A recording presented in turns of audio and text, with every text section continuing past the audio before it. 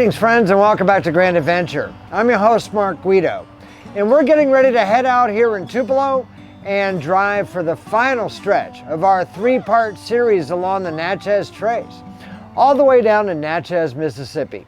Come along.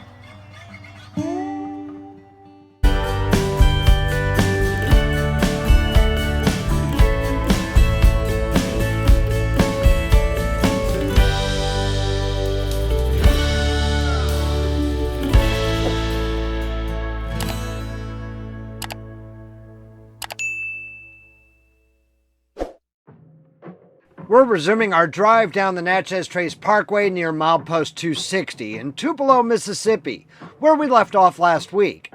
This week, we'll be completing the parkway from Tupelo to Natchez, Mississippi, with a couple of overnights camping outside of the state capital of Jackson.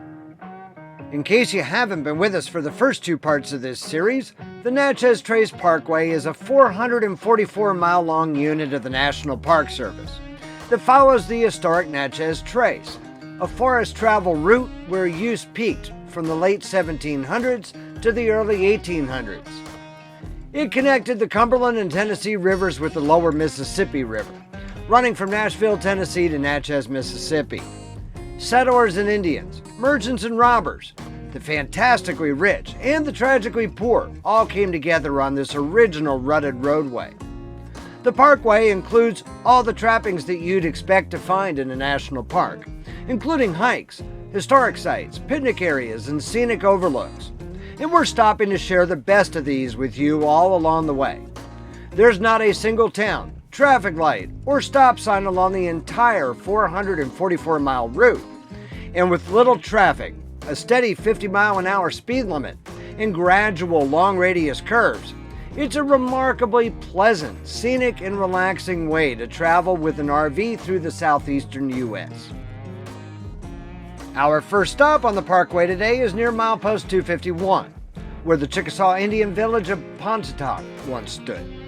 The tribe's council house here served as the capital of the Chickasaw Nation in the 1820s, where chiefs and headmen met to sign treaties or to establish tribal laws and policies. After the Treaty of 1832, the last Chickasaw land was surrendered to our federal government, and the tribe headed west to Oklahoma.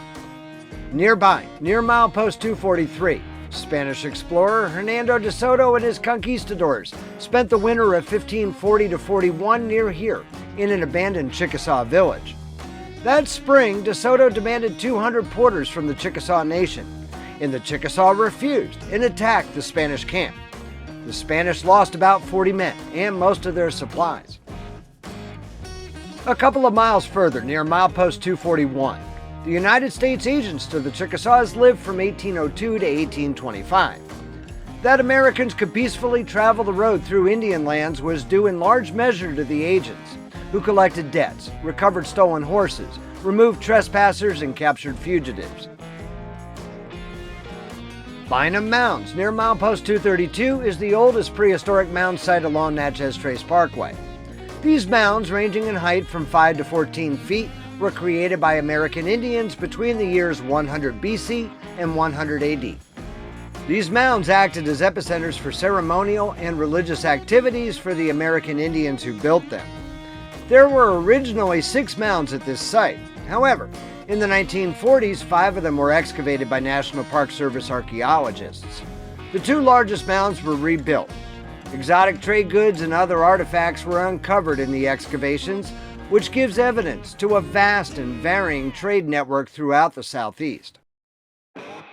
Pulling off the parkway at milepost 193, Jeff Busby is one of the centers of activity along this stretch of the trace. Here you can hike or drive to the top of the appropriately named Little Mountain, which at a whopping 486 feet above sea level is a prominent high point in the Mississippi lowlands.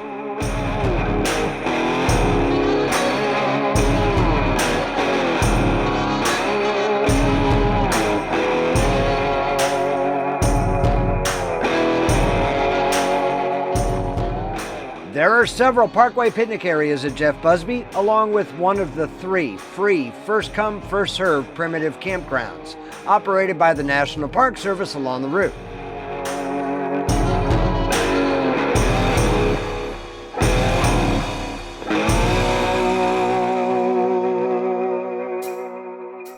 After rolling down the road for another 12 and a half miles, we arrive at the historic village of French Camp, right beside the parkway. Louis Lafleur first traded with the Choctaws. Then around 1812, he married a Choctaw woman and established his stand, or inn, on the Natchez Trace.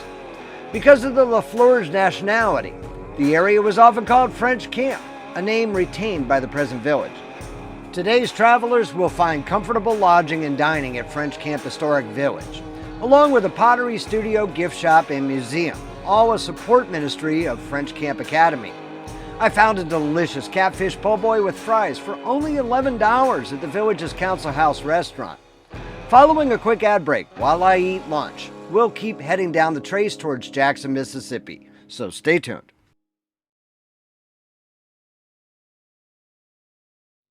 I don't know what it is, but I've long been drawn to the mysterious swamps of the southeastern U.S., and Cypress Swamp at milepost 122 scratches that itch for me. Many years ago, the Pearl River flowed here, but then the river changed course. A shallow area was created by the deposition of sediments as the river retreated. During periodic low water, seedlings of water-tolerant bald cypress and water tupelo trees gained a foothold. These trees can live in deep water for long periods. The trail at this location, less than half a mile long, leads through this abandoned river channel.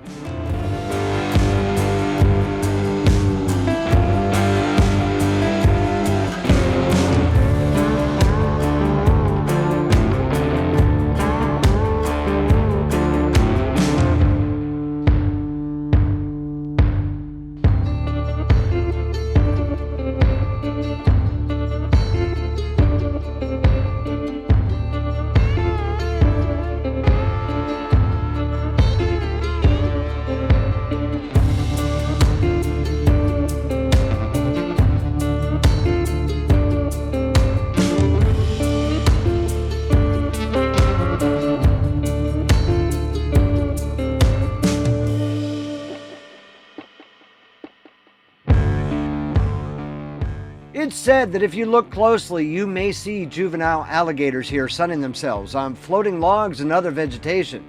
Alas, no such luck for me.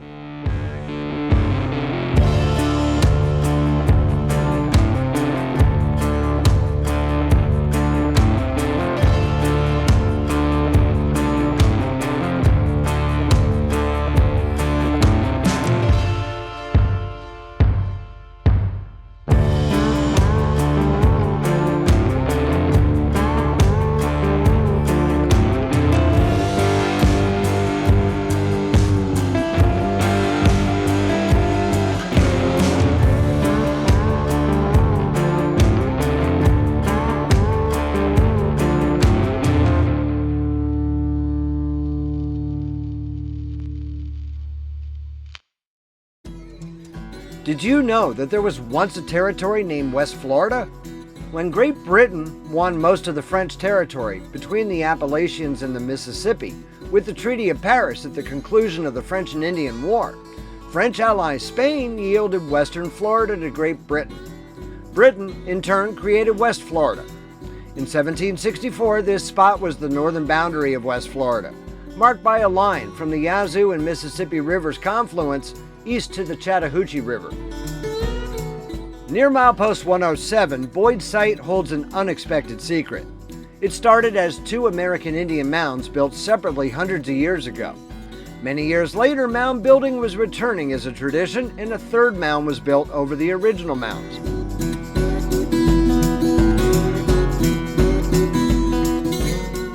We're now running along the northwestern shoreline of Ross Barnett Reservoir, a 33,000-acre impoundment of the Pearl River that serves as Mississippi's largest drinking water resource.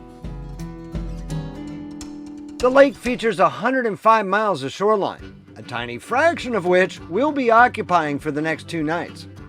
There are 5 campgrounds, 16 parks, and 22 boat launches here, operated by the Water Authority. We're staying at a 50-amp full hookup campsite at their Timber Lake Campground, just off the trace and just outside of the state capital of Jackson, for $45 per night. This is a beautiful campground with a pleasant assortment of waterfront, open, and wooded campsites spread out on a peninsula that juts into the reservoir.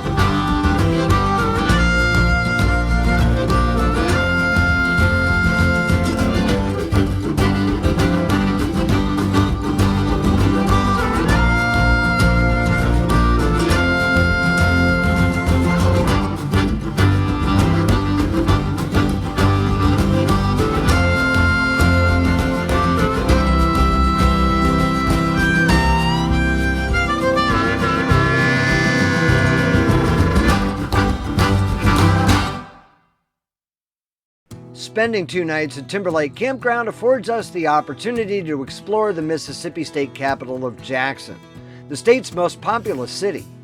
Despite that, with a 2020 population of just under 154,000, Jackson shrunk 11.42% over the preceding decade, representing the largest decline in population of any major U.S. city, although the reasons for that remain unknown to us.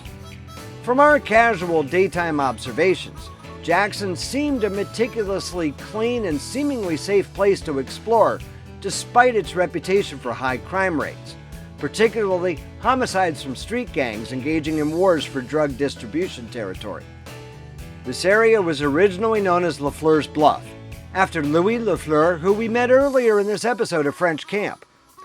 Founded in 1821 as the state's new capital, Jackson is named for General Andrew Jackson, a war hero in the Battle of New Orleans during the War of 1812, who later became the 7th U.S. president, and whose army traveled to New Orleans and back via the Natchez Trace. This is the Mississippi Governor's Mansion built in 1842, which served as Union General Sherman's headquarters during the 2 Civil War battles which took place in Jackson. It's the second oldest governor's residence in active use in the nation. Following another quick ad break to pay the bills, we'll learn some Civil War history of Vicksburg before finishing our journey on the Natchez Trace, so stay tuned.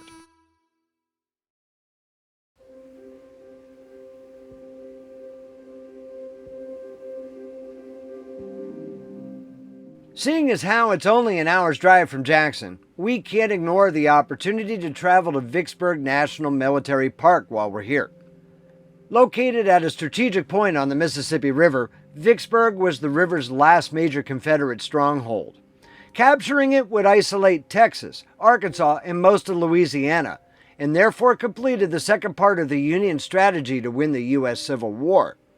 U.S. President Abraham Lincoln surmised that the war can never be brought to a close until that key is in our pocket.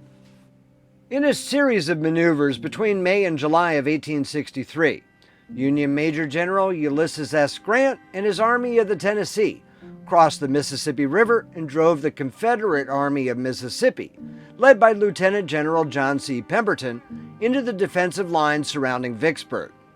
It was here that they lay besieged for 47 days before, with their supplies by then nearly gone, the Confederate garrison surrendered on July 4, 1863.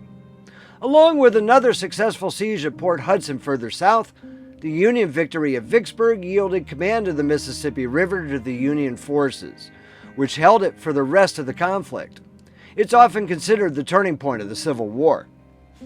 The works around Vicksburg are now maintained by the National Park Service as part of Vicksburg National Military Park, which includes a whopping 1,325 historic monuments and markers, 20 miles of historic trenches and earthworks, a 16-mile tour road, and a 12.5-mile walking trail, among other things.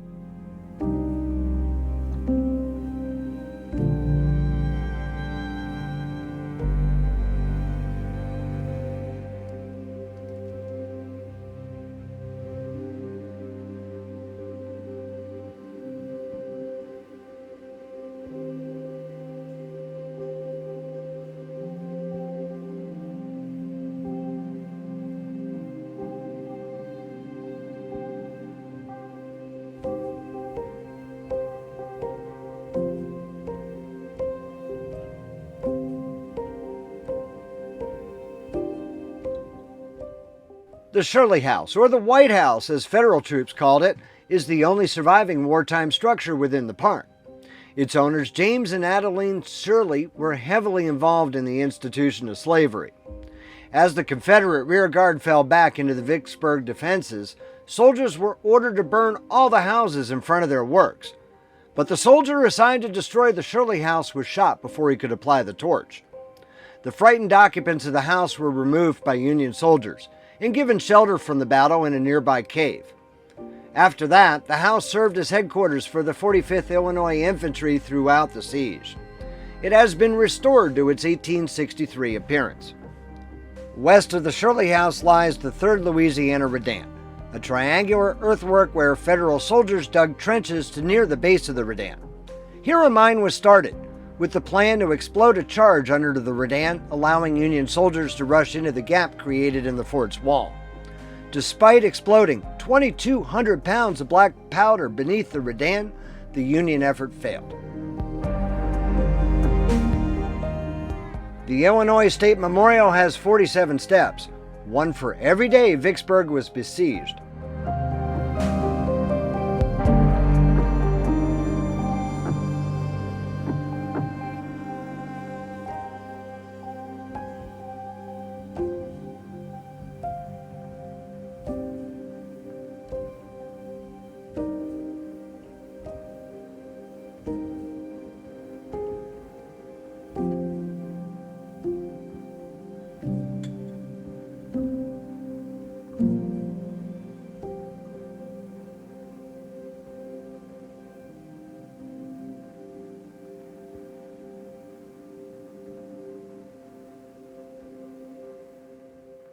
Stockade Redan was a Confederate fortification guarding the Graveyard Road approach to Vicksburg. 2 Union frontal attacks to take the Redan both failed during the siege.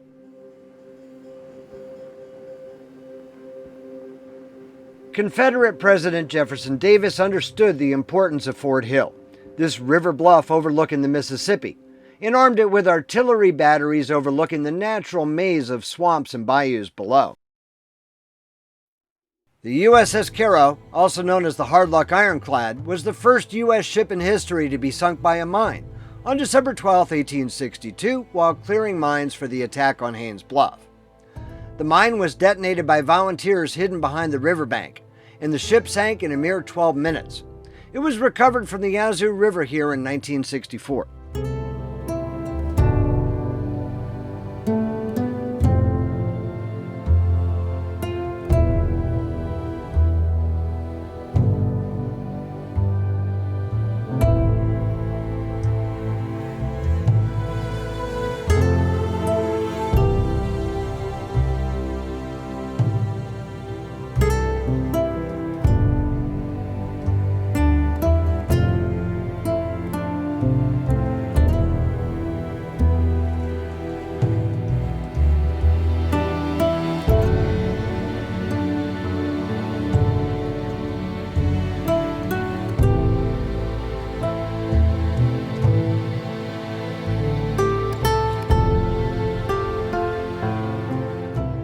Over the years, the gunboat was forgotten and slowly covered by silt and sand.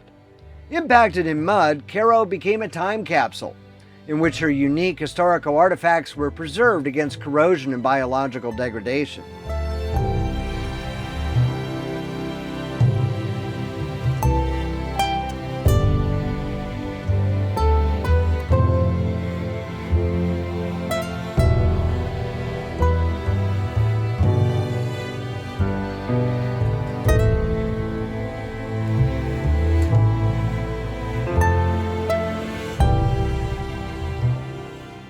After the conclusion of the Civil War, the U.S. Army located and exhumed the remains of 300,000 Union veterans buried in the South, then reinterred those remains in national cemeteries established across the country.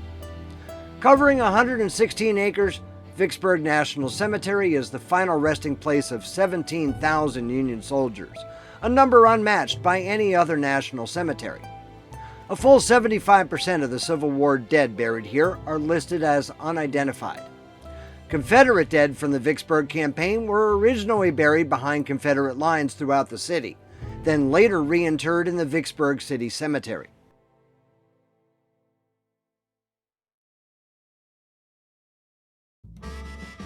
After 2 nights in Jackson, it's time this morning to get back on the road and finish our trip down the Natchez Trace Parkway.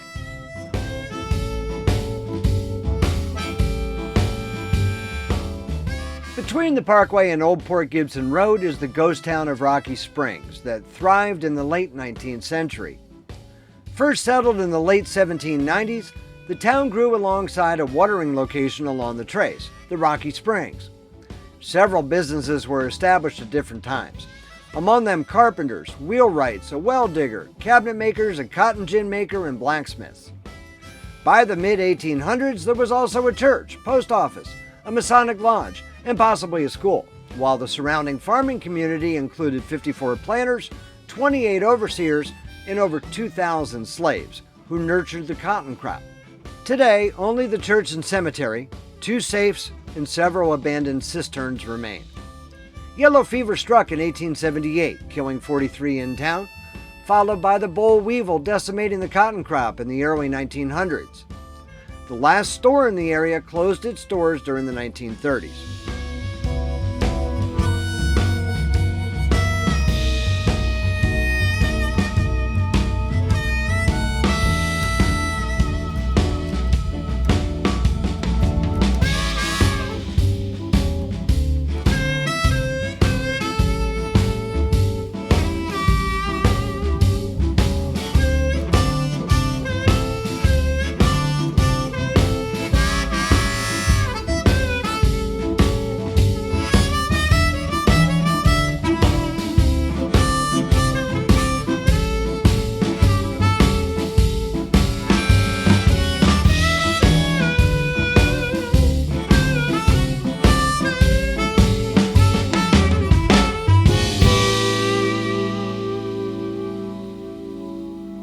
We're now approaching Natchez. Between mileposts 15 and 16 sits Mount Locust. William Ferguson and his wife Paulina purchased Mount Locust in 1784 and built the Mount Locust Historic House, which is now one of the oldest structures still standing in the area. William and Paulina owned and operated the farm until William's death in 1801, whereafter Paulina married James Chamberlain, an overseer at the property, and they continued to build the growing plantation. With increasing traffic on the trace, Mount Locust joined the growing number of stands along the route, where travelers paid 25 cents for much-needed food and accommodation.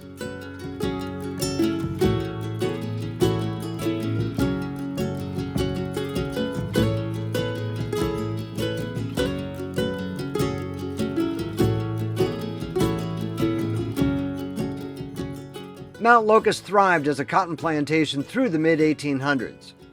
Archaeologists believe 12 to 16 slave cabins once stood on the property, with 4 to 5 people occupying each dwelling. On the west side of Mount Locust, a cemetery holds the remains of 43 enslaved people.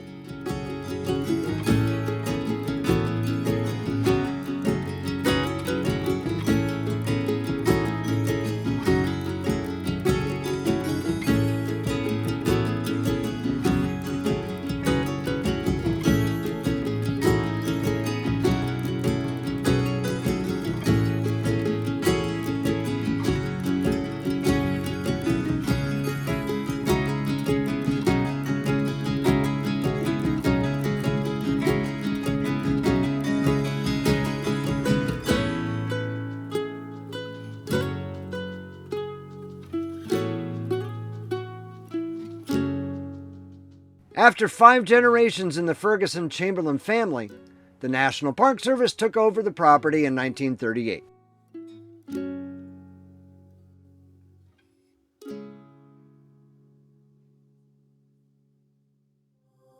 Emerald Mound, the second largest Native American ceremonial mound in the United States, is located just a 5-minute detour west of the Trace and north of Highway 61 near Natchez. It offers a unique look at the ingenuity and industry of Native culture. Two smaller mounds rise from the top of the main mound and rise above the treetops, offering a wide view. Built and used between the years 1200 and 1730, Emerald Mound measures 770 feet by 435 feet at its base and is 35 feet in height. It was built by depositing earth along the sides of a natural hill, thus reshaping it and creating an enormous artificial plateau.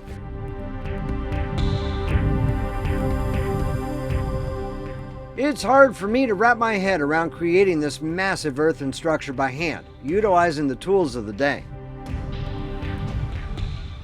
And with that, we've reached milepost 0 on the Natchez Trace Parkway at the site for next week's Grand Adventure, episode 388, from the town of Natchez, Mississippi.